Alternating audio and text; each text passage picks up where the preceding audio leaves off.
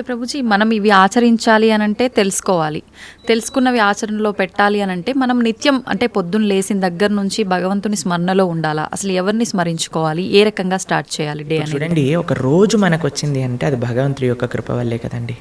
అవును. ఈరోజు మనకి ఈ జన్మ వచ్చింది అని అంటే స్వామిని స్మరించాలి. హరి హరి హరి హరి అని అంటాం మనం, హరి అష్టకము అని అంటాం అనమాట. హరినామస్మరణతో ప్రారంభం చేయాలి రోజు అని చెప్తారు. భగవంతుడికి, మన ఆచార్యులకి, గురువులకి అందరికీ ఒకసారి నమస్కారం చేసుకోవాలి. పృథ్వీని నమస్కరించాలి, ఎందుకంటే ఆవిడ మన జనని.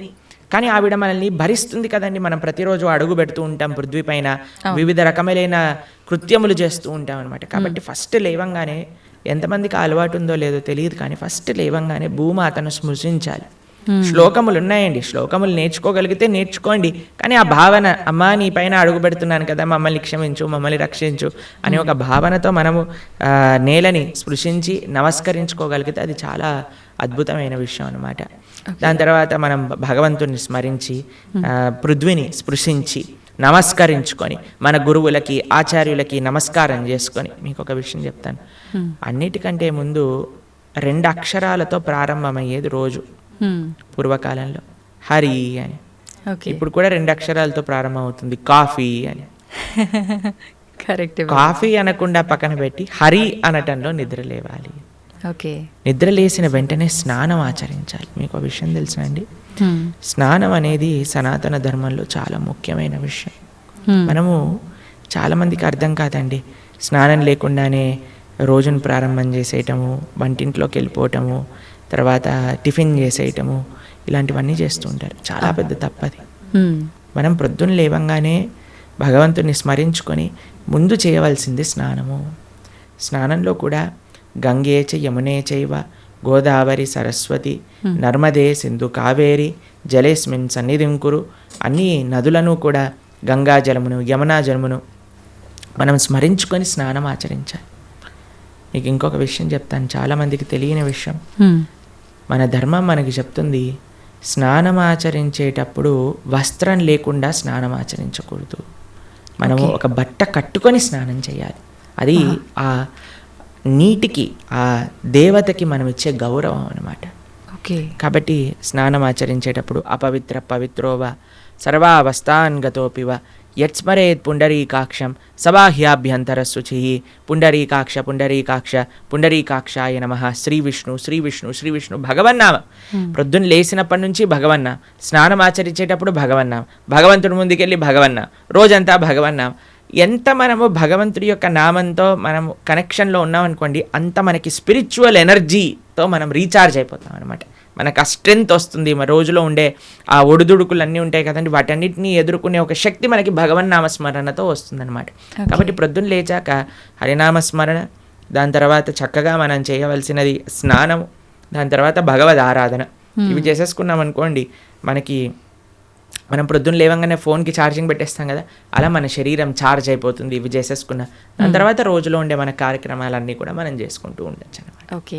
అయితే ప్రభుజీ, మనం ఆచరించే స్నానం ఎంతో ఇంపార్టెంట్ అని చెప్పి మీరు చెప్పారు.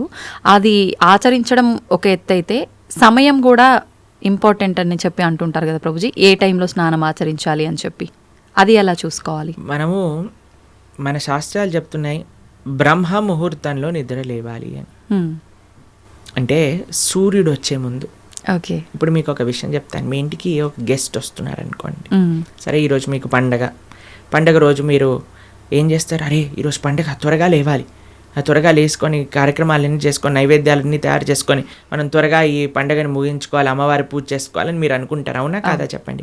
లేదా ఒక గెస్ట్ వస్తున్నారు అనుకోండి, సపోజ్ మీ గురువు గారు రేపు మీ ఇంటికి వస్తున్నారు అన్నారు అనుకోండి, మీ గురువు గారు ఇంటికి వచ్చాక బయట నాక్ చేశాక మీరు లేచి స్నానం చేసి రెడీ అవుతారా, లేదా ఆయన వచ్చే ముందే అన్ని సదుపాయాలన్నీ కూడా సక్రమంగా చేసుకొని పెట్టుకుంటారా చెప్పండి. వచ్చే ముందే చేస్తారు, అంతే కదండి. ఎవరైనా గెస్ట్ వచ్చినా, మన ఇంటి గురువులు వచ్చినా, ఎవరో ఒకళ్ళు అలా చేసుకుంటాం కదా.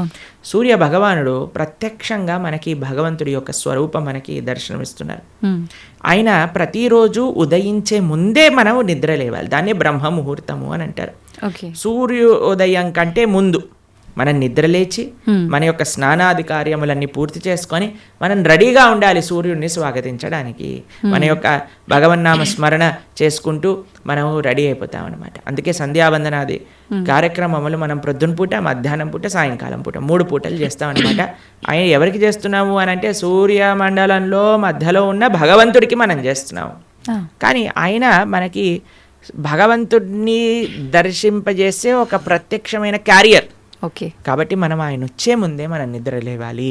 ఆయన రాకముందే మన యొక్క నిత్య కృత్యములన్నీ కూడా పూర్తి చేసుకొని మనము ఆధ్యాత్మిక కార్యక్రమంలో నిమగ్నమై ఉండాలి. ఓకే, మీరు చూడండి, ప్రొద్దున పూట లేవటం అనేది అటు మన ఆరోగ్యరీత్యా, అలానే సామాజిక పరంగా, అలానే మన ఆధ్యాత్మికంగా, శారీరకంగా, మానసికంగా అన్ని విషయములలో మనకి మంచి చేస్తుంది. అందుకే early to bed and early to rise keeps a man healthy, wealthy and wise అని అన్నారు.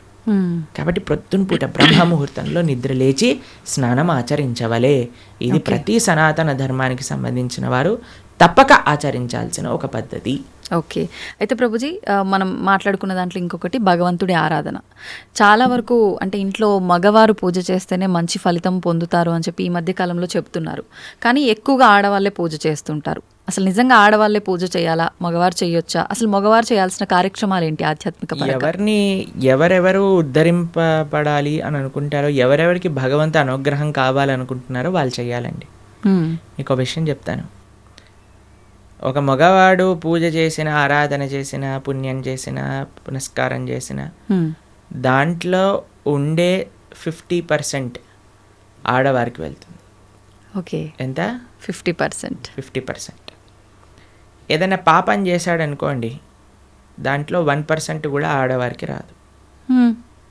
అదేలా ప్రభుజీ? మరి పుణ్యం అయితే పుణ్యం 50% వెళ్తుంది, పాపంలో వెళ్ళదు. ఓకే, స్త్రీ చేసిందనుకోండి పుణ్యం 1% హస్బెండ్కి రాదు, 100% ఆవిడ దగ్గరే ఉంటుంది. స్త్రీ ఏదైనా పాపం చేసిందనుకోండి, దాంట్లో 50% హస్బెండ్కి వెళ్తుంది. ఇది ఒక బంపర్ ఆఫర్ అనమాట, మన శాస్త్రాలు ఇచ్చింది. బాగుందా మీకు? బాగా అనిపిస్తున్నట్టుంది మీకు. శిల్ ప్రభుపాదుల వారు ఒక దగ్గర ప్రస్తావన చేస్తారు, everybody has to fly their own plane అంటారు. మనకి అంబరీష మహారాజు గారి వృత్తాంతంలో వస్తుంది. అయినా ప్రొద్దున లేవంగానే నిరంతరము కూడా భగవంతుడి యొక్క ఆరాధనలో, ఆయన చేతులన్నీ కూడా భగవంతుడి యొక్క పూజలో, పాదాలు భగవంతుడి యొక్క ఆలయ ప్రదక్షిణలో, మనసు భగవంతుని చింతించటం. సవై మన కృష్ణ పదార విందయో వాచాంసి వైకుంఠ గుణానువర్ణనే కరే హరేర్మందిరమార్జనాదిషు అని ఆయన యొక్క దినచర్య మొత్తం చెప్తారనమాట. ఇక్కడ వారి భార్య ఆరాధనకి నీళ్లు తెచ్చి తేవడానికి హెల్ప్ చేసినా సరే ఆయన అనేవారట, నా పూజ నేను చేసుకుంటాను, మళ్ళీ నీ పూజ నువ్వు చేసుకో. ఆయన అన్ని సదుపాయాలు సమకూర్చుకొని, ఎందుకంటే చూడండి, భగవంతుడితో మనకుండే రిలేషన్షిప్ ఎక్స్ట్రీమ్లీ పర్సనల్ అండి. స్వామి మన తండ్రి, స్వామి మన తల్లి. ఇప్పుడు చూడండి, మీకు ఒక విషయం చెప్తాను. మన ఇంట్లో ఎవరిదైనా పుట్టినరోజు ఉందనుకోండి, మనం ఏం చేస్తాం? ఒకసారి మాకు ఈ సంఘటన ఎదురైందనమాట. నేను మా తమ్ముడు కలిసి మా అమ్మగారికి గిఫ్ట్ ఇవ్వాలి అంటే, మా తమ్ముడు అన్నారు, నువ్వు నీ గిఫ్ట్ ఇవ్వు, నేను నా గిఫ్ట్ ఇస్తాను. ఎందుకంటే అమ్మకి నీ గిఫ్ట్ వేరే, నా గిఫ్ట్ వేరే. ఎందుకంటే మన ఇద్దరికి అమ్మ కదా. కాబట్టి అమ్మతో నాకుండే రిలేషన్షిప్ ఒకటి, మా తమ్ముడికి ఉండే రిలేషన్షిప్ ఒకటి, అంతేనా? అయితే మేమిద్దరం అనుకున్నాం, సరే నేను నాకు తోచింది, నాకు ఇష్టం ఉన్నట్టుగా నేను చాలా బాగా పెయింటింగ్ చేసేవాడిని అనమాట, డ్రాయింగ్ చేసేవాళ్ళం అనమాట. అయితే నేను ఇచ్చేస్తాను, నేను ఏదో ఒకటి స్కెచ్ చేసిస్తాను అంటే, మా తమ్ముడు అన్నాడు, నేను ఏదో ఒకటి తయారు చేస్తాను, ఏదో ఒక బొమ్మ లాంటిది ఏదో ఒకటి తయారు చేస్తాను, ఇద్దాము అని ఇద్దరం వేరు వేరు చేసి ఇచ్చామన్నమాట. అంటే ఎందుకు అని అంటే, మనకి మన ప్రేమను వ్యక్తపరచుకునే మార్గం ఒకటి, ఒక ఇంట్రెస్ట్, ఒక టాలెంట్, ఒక way of expressing hour love ఉంటుంది, అంతే కదా. అలానే భగవంతుడితో కూడా ఒక భర్త తన కర్తవ్యం, అరే నేను భగవంతుడి యొక్క మార్గంలో, నాకు భగవంతుడు అవసరము, అందరికీ భగవంతుడు అవసరమే కదండి. ఆయన అందరికీ తండ్రి, తల్లి, పిత, పరమాత్మ అందరికీ ఆయనే. కాబట్టి మనం ఎలా ఆలోచించాలి అని అంటే, ఒక హస్బెండ్ తన ఆరాధన తాను చేసుకోవాలి, ఒక వైఫ్ తన ఆరాధనలోకి సంబంధించిన విషయములని సమకూరుస్తుంది, వంట చేసిస్తుంది, పూలమాలలు కట్టిస్తుంది. దాని తర్వాత వారి హస్బెండ్ వెళ్ళిపోయాక వైఫ్ తన ఆరాధన తాను చేసుకుంటుంది, పిల్లలు వచ్చి దండం పెట్టుకుంటారు, ఏదో అమ్మ నాన్నలకి ఇద్దరికి హెల్ప్ చేస్తారు, అందరు కలిసి ఆరాధన ఒకటి ఉంటుంది, ఒక్కొక్కళ్ళు కలిపి ఆరాధన ఉంటుంది అనమాట. కాబట్టి ఏదో స్త్రీలు చేస్తే ఇల్లంతా బాగైపోతుంది అనే భ్రమలో నుంచి బయటపడండి, మీకు 1% పుణ్యం రాదు. కాబట్టి జాగ్రత్తగా మీ పూజ మీరు చేసుకోండి, మీరు బాగుపడాలి అని అనుకుంటే. కాబట్టి పురుషులు తప్పకుండా ఆరాధన చేయాలి. పురుషులు ఆరాధన చేస్తున్నారు కదండి, స్త్రీలు వదిలేయకూడదు. పురుషుడు ఆరాధన పురుషుడికి, స్త్రీ ఆరాధన స్త్రీ, పిల్లల ఆరాధన పిల్లలకి, అందరికి. ఇప్పుడు చూడండి, ఇంటి పెద్ద తింటే మిగతా వాళ్ళందరూ కడుపు నిండిపోతుందా? లేదు, ఎవరికి వాళ్ళు తినాల్సిందే అంతే కదండి. మీరు అంటారు కదా, అయ్యా మీరు తినండి, అయ్యా మేము పర్వాలేదు, మీరు తింటే మాకు తిన్నట్టే అని అంటారా? లేదా మీ హస్బెండ్ వచ్చి అమ్మ నువ్వు తినేసేయి, నాకేం పర్వాలేదు, నువ్వు తింటే నేను తిన్నట్టే అంటారా? కాదు కదా. ఎవరెవరికి శక్తి కావాలంటే వారు వారు భోజనం చేయాలి.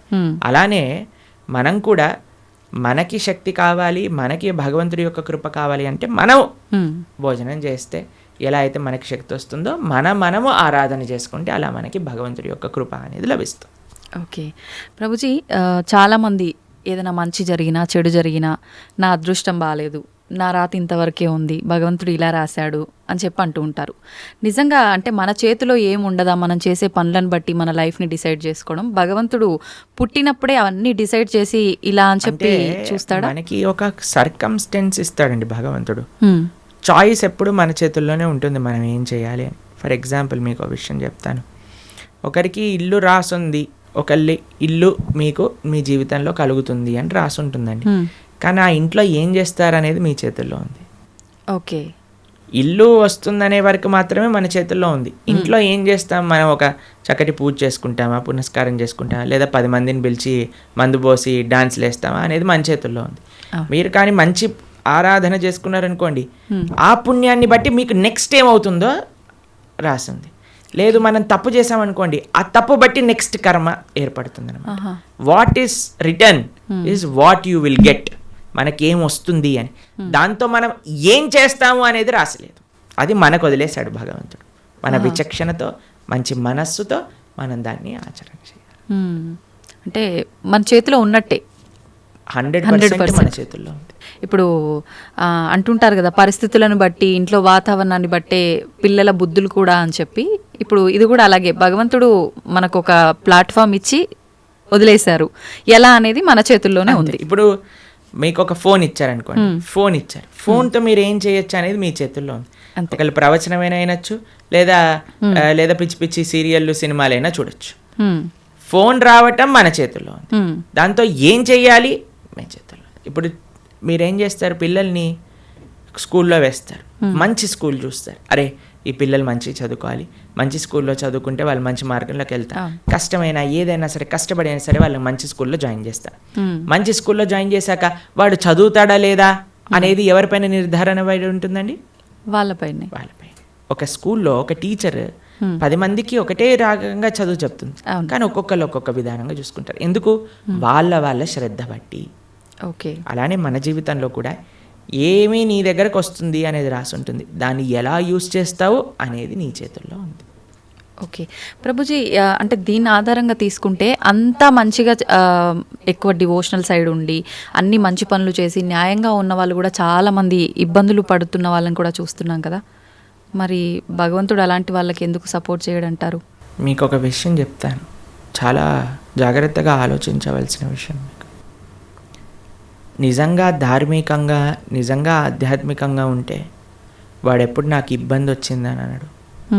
మీకు విషయం చెప్తాను. మా అమ్మమ్మ ఆవిడ పెద్దజీయర్ స్వామి వారి యొక్క శిష్యులు అనమాట. అయితే చాలా వృద్ధురాలు, 85 years దాటిపోయి ఉంటుంది. నడిచేటప్పుడు ఇలా వంగిపోయి నడుస్తారనమాట, మొత్తం ఇలా కిందికే చూస్తారు ఆల్మోస్ట్గా. చాలా ఆరోగ్యం అస్సలు బాగుండదన్నమాట. అయితే మాకు ఒకసారి ఫోన్ చేశారు. ఫోన్ చేశాక ఆవిడ రోజు ఒక 6-7 గంటలు భగవన్నామ స్మరణ చేస్తారు. విష్ణు సహస్రనామం రోజు 2 పూటలు చదువుకుంటారు, గీతా పారాయణ చేస్తారు, అన్నీ చేస్తారు. ఒకసారి నాకు ఫోన్ చేశారు, ఆ అమ్మమ్మ యొక్క ఆరోగ్యం అస్సలు బాగాలేదు, ఫోన్ చేసి ఆవిడ యొక్క ఆరోగ్యం బాగా అవ్వాలి, భగవంతుడికి ప్రార్థన చేస్తున్నానని చెప్పు అని అన్నారనమాట. అస్సలు అంటే అస్సలు బాగాలేదండి ఆరోగ్యం. అప్పుడు మేము ఫోన్ చేసాం, ఫోన్ చేసి మీకోసం ప్రార్థన చేస్తామండి, మీ ఆరోగ్యం బాగా అవ్వాలి అని అంటే ఆవిడ అన్నారు, ఆరోగ్యం కోసం ప్రార్థన చేయాల్సిన అవసరం లేదు, ఈ ఆరోగ్యంలో తక్కువ ఎక్కువ అవుతూనే ఉంటుంది. నేను భగవంతుని ఎల్లప్పుడూ గుర్తుపెట్టుకోవాలి, మా ఆచార్యులు చెప్పిన విషయాలన్నీ మాకు గుర్తుండాలి, చనిపోయే చిట్ట చివరి క్షణంలో ఆ స్వామి యొక్క ఆ స్మరణ నాకు రావాలి అని దండం పెట్టుకో, ఆరోగ్యం గురించి దండం పెట్టుకోవాల్సిన అవసరం లేదు అని చెప్పి.